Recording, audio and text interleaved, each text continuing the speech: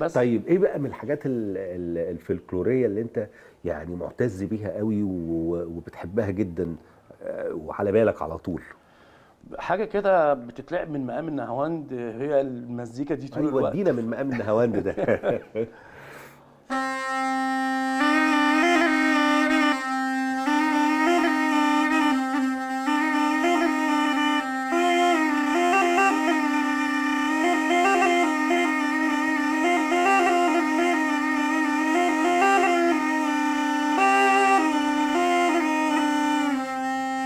يا سلام يا سلام. في مقامات تانية بتعرف تعزفها على في القانون؟ الرصد وفي البياتي وفي الرصد قريب برضو من البياتي عندك؟ بيتلعب. ايه اصعب واحد؟ اصعب واحد ايه؟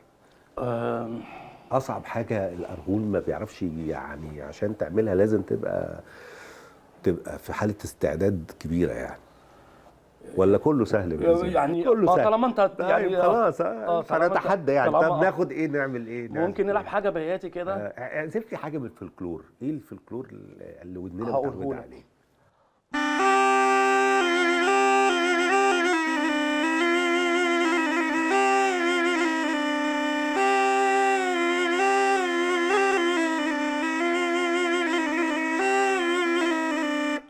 دي الجمله دي اتقالت في فيلم في الخمسينات. أيوة. حاجه كده من الفلكلور. هي يا بلح معديه يا عليا. بلح من غير نوى، حبيت ورماني الهوى، وادي احنا قاعدين سوا يا حبيبي كده. الله عليك. ازاي الآلة الصغيرة دي بتطلع الصوت ده كله؟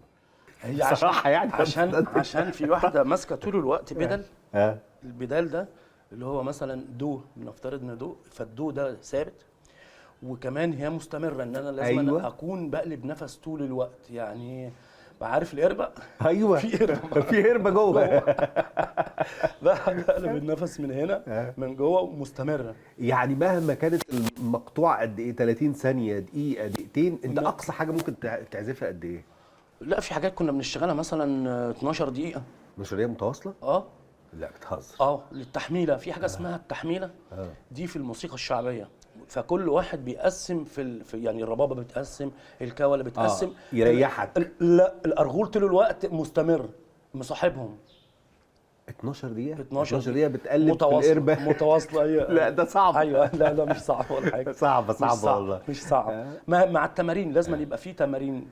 وانت في تمارين معينه فعلا بتعملها، ولا تمارين النفس نفسه؟ انا يعني انا خلاص، لكن آه. لو في البدايه بنمرن ان عشان تقلب النفس بنجيب كوبايه وشفاط وتبتدي تنفخ فيه عشان تعمل هنا خزان. أيوة. ده بيبقى خزان. آه. تاخد نفسك من هنا. آه. فانت اكيد هيدخل لك نفس هنا اكتر. في يعني انت بتخرج يعني دخلت من هنا اتعلمتها نفس ازاي كتير. الحته دي؟ اتعلمتها ازاي دي؟ يعني من ابويا ومن عمي، هم اللي وقفوا جنبي. يعني هو ابويا ما كانش عايزنا لكن انا قلت مع حق بصراحه. بص الموضوع مجهد يعني، مش مع حق عشان حاجه، بس مع حق الموضوع مجهد. بس كان لازم يعني نحافظ على آلاتنا. جميل والله. لازم يعني. واستمر انا في سبت الاورج. يعني كنت بعزف اورج وكنت لا بكسب. دي طبعا آلة احسن، موسيقية نادره وجميله وفريده، وبتخاطب يعني ناس مختلفة. يعني أكيد. بتخاطب ناس مختلفة غير الأورج. لا وبتخليك تسافر هنا وهنا برضه، ويبقى ليك معجبين بالطوابير، ودي نقطة بص.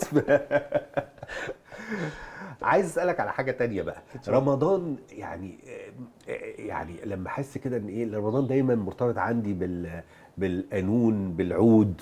الأرغول ايه له حاجة في رمضان كده تحس بريحة رمضان، ريحة رمضان؟ ممكن نغني حاجة لرمضان؟ يلا.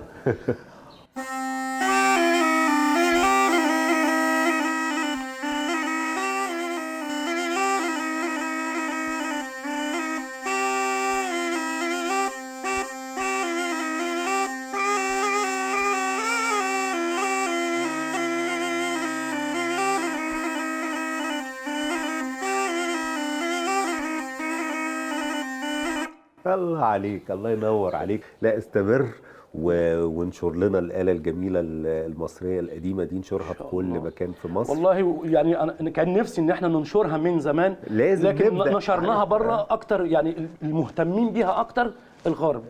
يعني بلدنا مش مهتمين بالآلات لا، الموسيقية نبدأ إن شاء بتاعتنا. الله، نبدأ. يعني كنا محتاجين انها يعلموها في الاكاديميات ويعلموها، لكن للاسف عندنا هنا لا نبدا ان شاء الله بنتمنى تستمر وبوجودك وبوجود كل حد مهتم بآلاتنا القديمه والفولكلور القديم العظيم بتاعنا. وانا بس كان في انا عندي كمان ابني كمان هو كمان بيعزف كمان الارغول. جميل. يعني هو برضو بنتوارثها وبنعلمها كمان. حلو جدا، ربنا يخليه لك ومتشكر، وكل سنه وانت طيب. كل سنه وحضرتك طيب. شكرا ليك، كل سنه وانت طيب. كل سنه وانت طيب.